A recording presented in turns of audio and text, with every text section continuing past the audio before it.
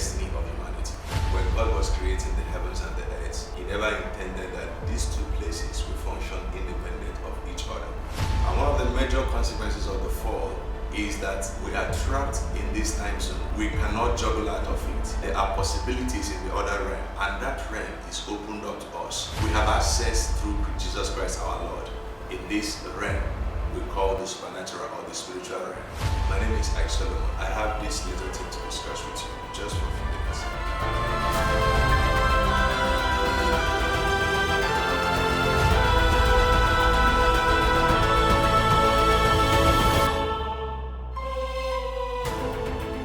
Hi there, my name is Ike Solomon.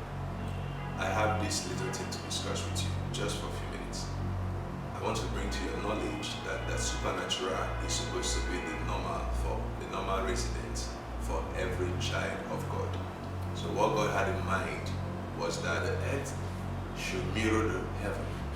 So everything that goes on in the heaven should also be replicated here on the earth.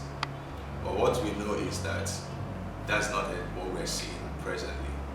For it almost looks like everything that is happening on the earth is different from that which is going on in heaven. So when Jesus was teaching his disciples how to pray, he said, first of all, our Father who art in heaven, hallowed be thy name, thy kingdom come, thy will be done on earth as it is done in heaven. That is to say that the idea that God has in mind is that the earth should mirror the heaven. So everything that's going on in the heaven ought to be happening here on the earth. But it is not what we have. For the origin of the whole problem can be traced back to what happened in the Garden of Eden. The fall has dealt a huge blow on the destiny of humanity. But many of us do not know this. So what we think is that what's happening here is what God planned. None of the things we are seeing is what God planned.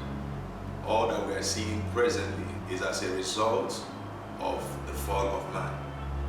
So here is one of the thoughts I'm bringing to you. If you noticed, the moment that Adam went against the commands of God,